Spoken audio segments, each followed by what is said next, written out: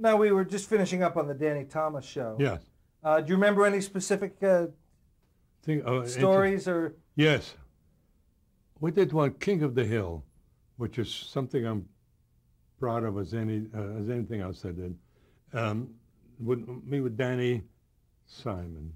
Danny Simon, right. The story is Toulouse, this foreigner, yes. Toulouse, coming in.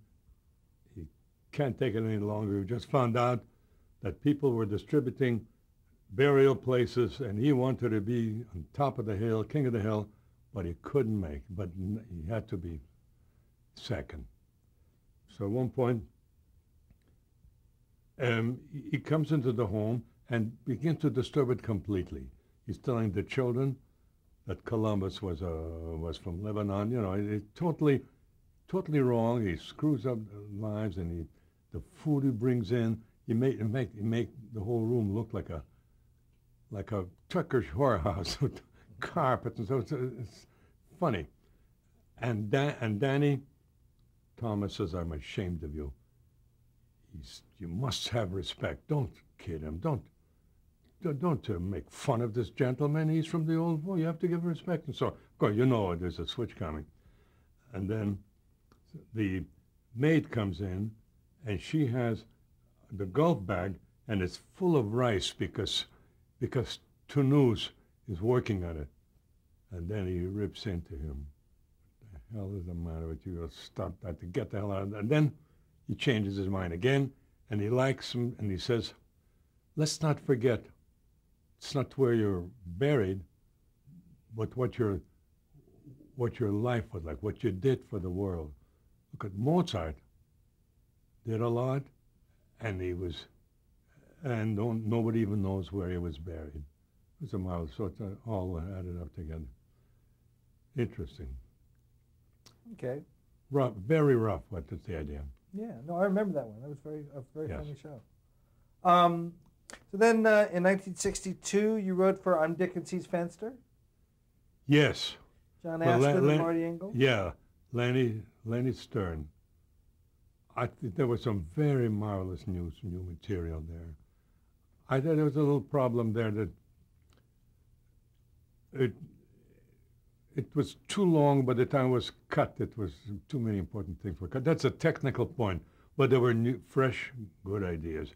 Marty Engels was brilliant, and Astor, of course, is still done extremely well now. He's on wherever he's on. It was a very, very good show to watch. Now, did you have a writing partner on that too? Yes. You mentioned a writer before, didn't you? I don't remember his name. Oh, yeah, I had a writing partner, yeah. That was a good, interesting show. Okay, and then you started doing a bunch of specials, like the Danny Kaye show? Yeah, that was nice. That's a two years. Oh, okay. There, Larry... In 65. Yeah, Larry Gelbart was chosen to help straighten, to turn into some ideas. In other words, he was in charge of the pilot and of the ideas. And I think he left after there. And he did tremendous amount of work and tremendous, very good ideas. Second year, a director was signed up. I'd rather not mention his name. And he looked and he said, "Look at that, look at the writers.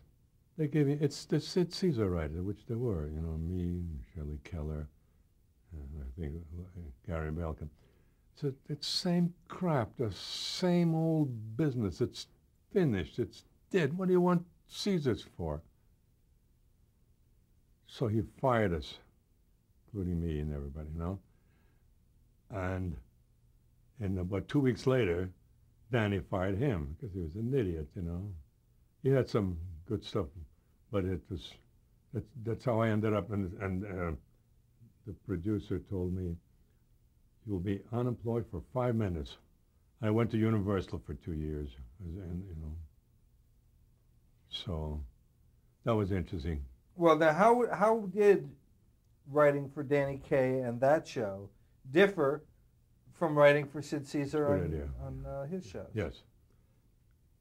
Chiefly, I think that Danny Kaye was a technician. He did something. I don't like he did double talk too, the languages, but there was not the riches that Sid gave it. I think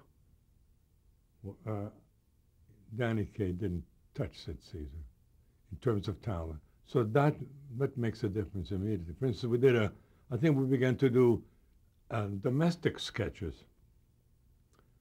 And Danny Kaye is not a husband, if you know what I mean. He's a trickster. He's brilliant. His movies are absolutely fantastic, you know. So it's, but somehow, so the difference came in the difference of the talents and the groups. That's what, you know. Same writers think the same way for reviews, but for the same groove, like a review. Yeah. Was there a difference in the fact that the Caesar shows were live and the Danny Kaye shows were on tape? Danny Kaye shows were live. They were live? Yeah, absolutely. And some of them were great because he had some great guests with whom he was equal, great dancers. Some very fine shows. So then you were commissioned to write a screenplay. That one was, yes. In fact, halfway through it, it looked it was going to be so good, I was commissioned for a second one. It was very badly done. I can't put blame on anybody. I just read among my papers, I was going through them, an early version of that show, and it was good. What ended up was, like, I feel like leaving town when it appears. It's very bad. No, what's that movie? Last of the Secret Agents. It was really going to be Secret Agent from an ordinary human being, like two comedians writing a letter to their mother with that kind of stuff. Now, did you want to move into feature films? Well, like anything else, had it been successful, who knows what would have happened. But it so happened wasn't successful, and I ended up an extremely successful television writer. In other words, it didn't move. It didn't move in the right direction, and it's not a good. It's still playing around. Sometimes I got like $12 a year from it played in Australia somewhere. So then you wrote a pilot with Ernie Chambers called Run Buddy Run. Yes, I don't know what happened. That's like, you know, if to go into such details, I did a few months with Spike Jones. Different world. It happens, you know. You're going to be signed up and you're there, and it's just fun. It's interesting. But in other words, to me, to touch those are totally meaningless. I have nothing special to say about them. That it was a job. That it was interesting. Period. Yeah. Then Sid and Imogene and Carl and Howard reunited for a special. Yes, that was an absolute classic. I was working at Universal when that happened, but we were around. There was a question of choosing things and then looking at it and realizing that certain things were good or bad. And that was a good show. It's interesting. We had never, the writers for Caesar had never got an Emmy, but for this one we did. And for this one, because Lucille wasn't on it, so she never got an Emmy, and Tony Webster didn't get an Emmy, so I was kind of curious. But it's still a good show. And then we repeated the famous Gallipacci, you know, the satire of a movie, of an opera, and we wrote a couple of minor new things. Was that mainly repeats of old sketches? A lot of repeatable sketches, yeah. And if there weren't repeatable sketches, there were repeatable ideas, you know. But, that's what it was. It's still a good show. That was done for Universal? No, I was at Universal when it was happening, so I visited, you know. What were you doing at Universal? For 2 years, 2 years I was in the development, you know. They loved everything I wrote, every rewrite, every idea for a television series. But at that time, they didn't have the power, whatever it is, as brilliant as they say it was, nothing ever sold. So I had no reason to feel they weren't going to continue. But I said I couldn't take this anymore, and I went to Bob Hope. Well, were there any of those projects at Universal that you're exceptionally proud of and wish had gone? Yes. Nicholas something. An old-fashioned detective, like in the 90s. I have it somewhere. And that was, I wrote it in about 3 or 4 days, and I still think it's a show there. I also did a thing about Pals of Pauline, which was produced. It was interesting. And they were unable to sell it, but that's life. Now, at that point, were you writing alone, or did you have a partner? That ticket, no, I was writing alone. I was just saying, I've done enough. I just want to say I like this or like. In other words, I wanted to be kind of on top rather than just writing. But I ended up writing a lot. In fact, they built a bridge. We had some fun with. She almost fell off it. So it was around for a while at Universal. So that was a very interesting. Of course, these people, Scheinberg was very interesting. He was just at the beginning of his career there. And you could see that he was on top of everything. Watching every day, watching run-throughs, reading the script, change with all the changes, in charge of all the changes, seeing the run-throughs. You could see the beginning of a very, very big career. And then you did a CBS sitcom starring Bob Denver and Alan Hale right after Gilligan's Island. Yes, I was, but also for Lenny Stern, I think. That was very interesting. Called The Good Guys? Yeah. Called The Good Guys? Yeah, that was quite good. Let me see. There was another writer, Mike Rosen, or Michael Rose. Good writer. And I remember one joke, one idea. He said, I gave a suggestion. And Mike Rose said, well, not really. First of all, the star doesn't like that stuff. The character wouldn't say it.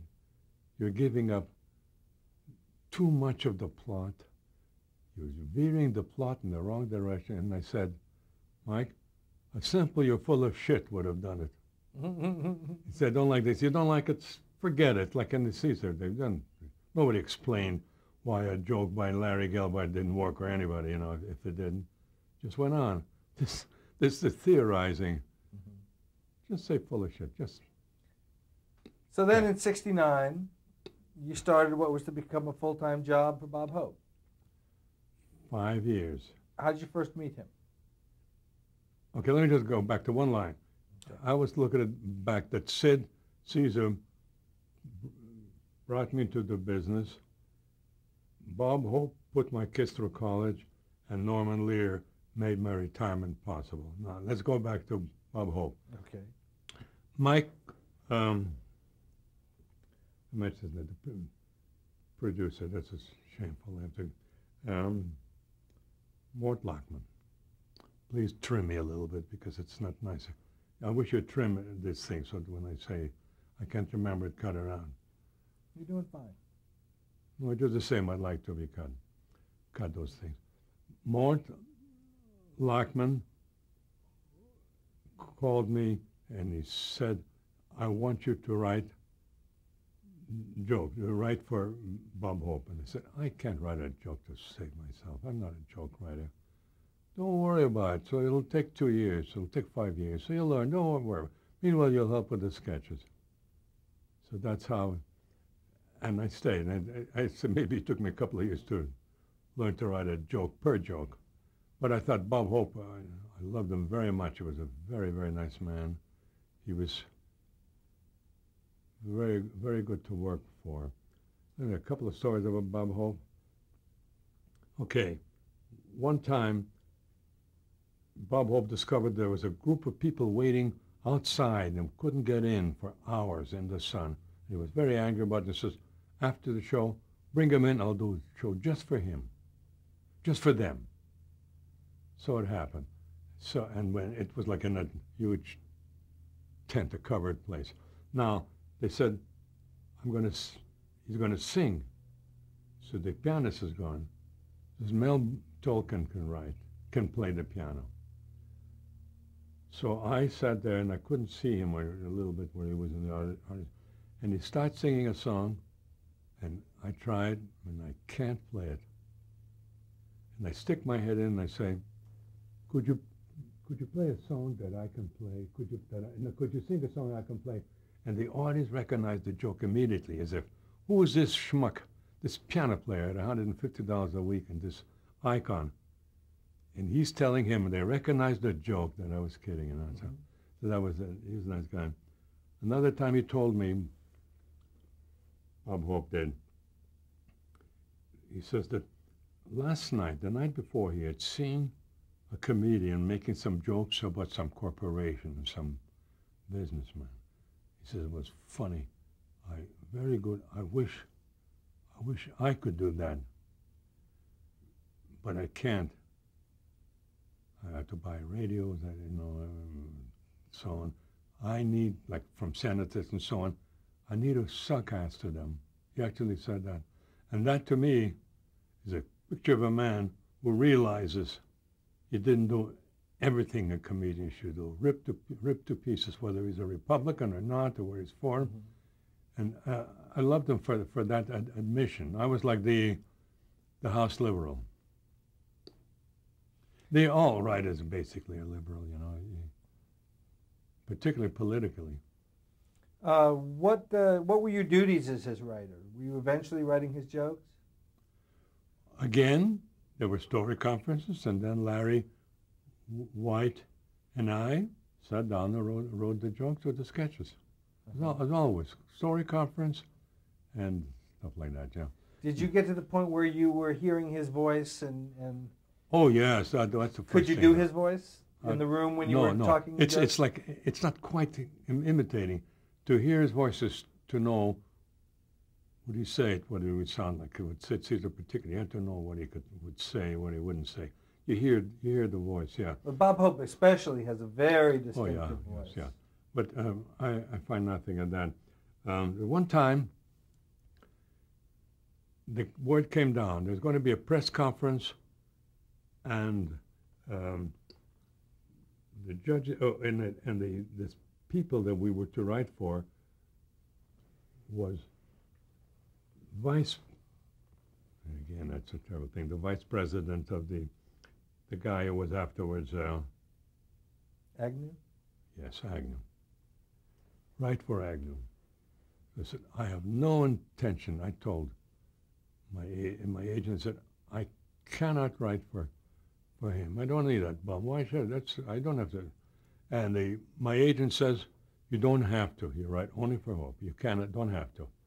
So I come in to work anyway, you know, and I see that Larry White is writing jokes, and they're brilliant. And the way I look at it is that if Agnew is an idiot enough to do those things, then I'm going to help with that. And I wrote some of the jokes too. And one of the jokes, I don't know if it's mine or Larry's, or we're working it together, I said, people say that I've never even been in the Oval House. It's not true. I was there on the $5 trip. I was right there with him.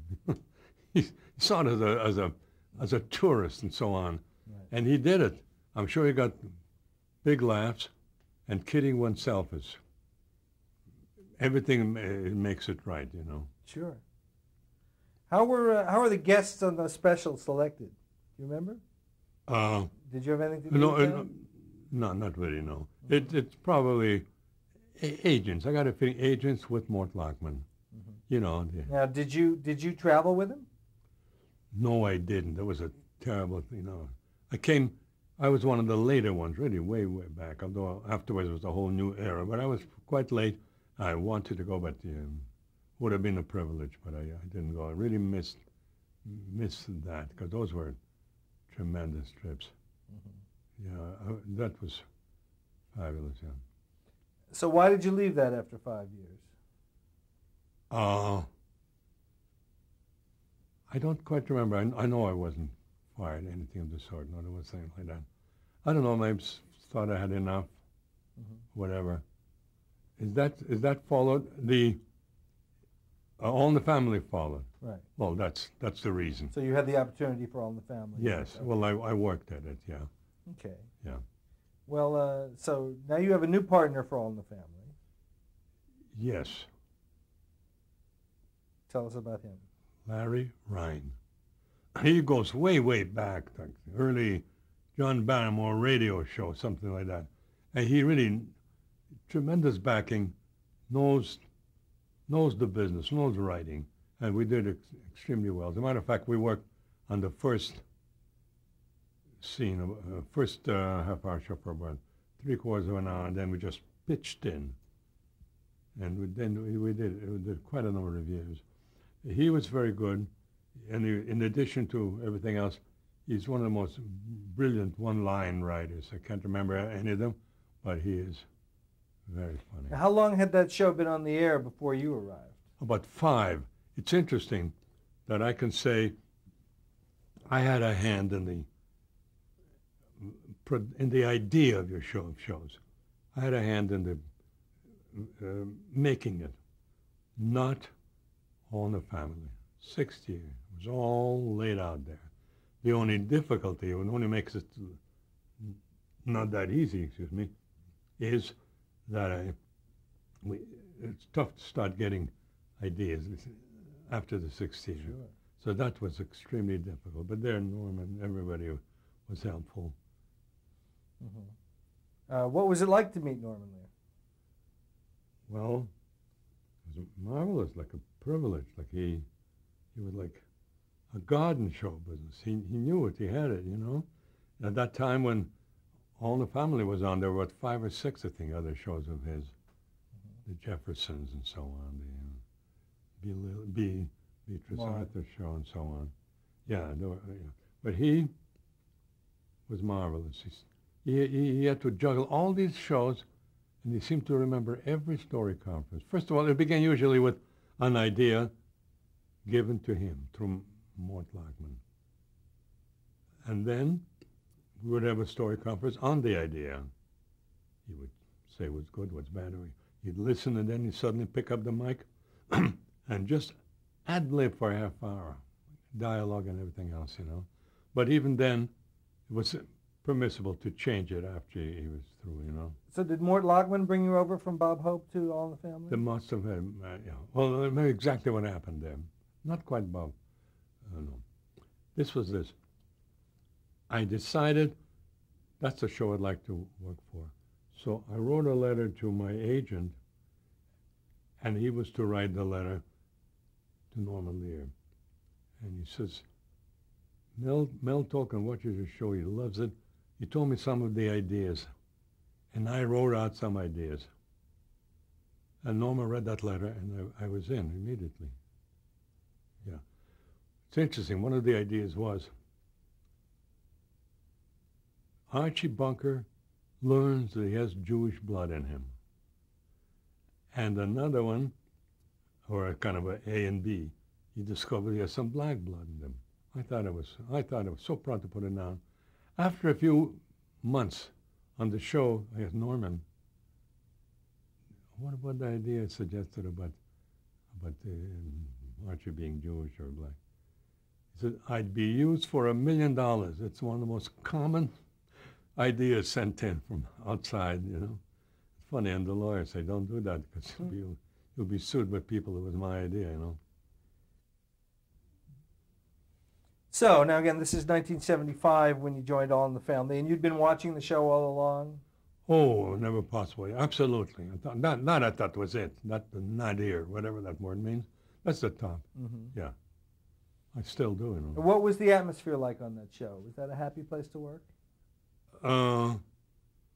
Good enough. I wondered, will such an idea be accepted or not? You waited or something like that.